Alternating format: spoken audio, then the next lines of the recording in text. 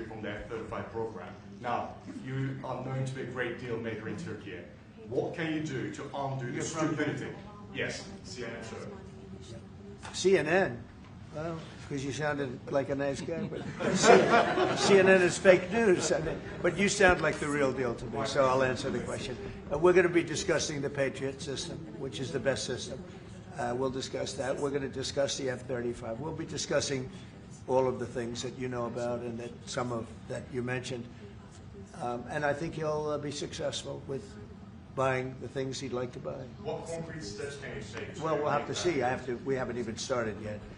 But I know he wants the F-35, and he's wanted that, and we're talking about that very seriously. And the F-16, we're in great shape. Certain other things he needed, as you know, and I'm going to see to it that we get that to him. He needs certain things, and we need certain things.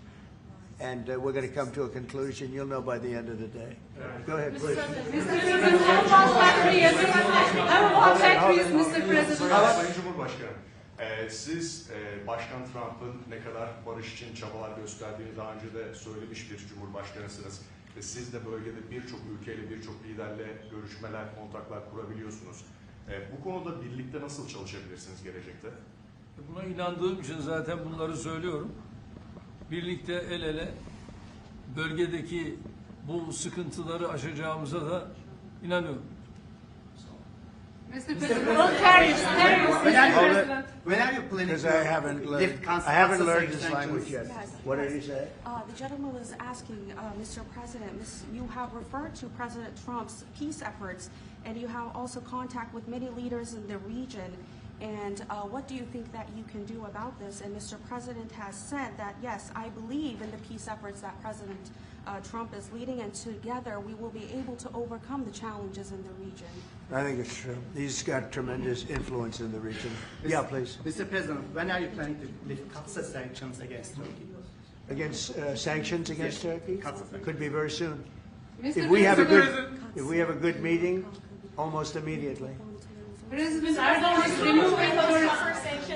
is removing tariffs on U.S. goods, and what impact it would be in U.S. production? Where are you from? Turkey. I see. We have a lot of people from Turkey here.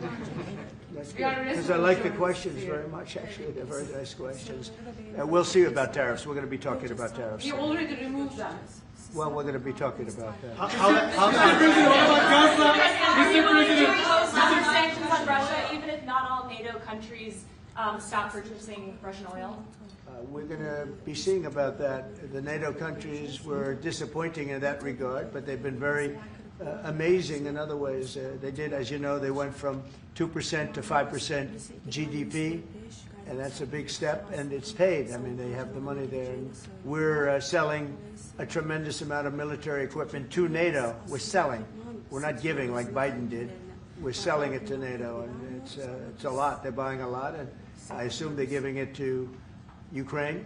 They could buy it for other reasons too, but I assume they're giving most of it to Ukraine. But they're buying highly sophisticated weaponry, and they're paying for it full price. And that's how we're involved. Biden gave $350 billion. Look, this war would have never started if I were president. If I were president, this war would never be happened. Would have never happened. Yeah. Mr. President, I would like to ask about Gaza. Are you on the same page, Mr. Erdogan, for Palestine, Israel? Well, I don't know his stance. I can't tell you about that. I just say that we want to get Gaza over with. I had a great meeting with the leaders of that area, of that region, generally speaking, the Middle East. We had a great meeting the other day at UNGA, as you know, and I think we're close to getting some kind of a deal done. Yeah, we want to get the hostages back. I have to get the hostages back. We're the ones that got the hostages, all of them that we have now. But it looks like there are 20 living hostages and probably 38 or so dead hostages. Pretty sad.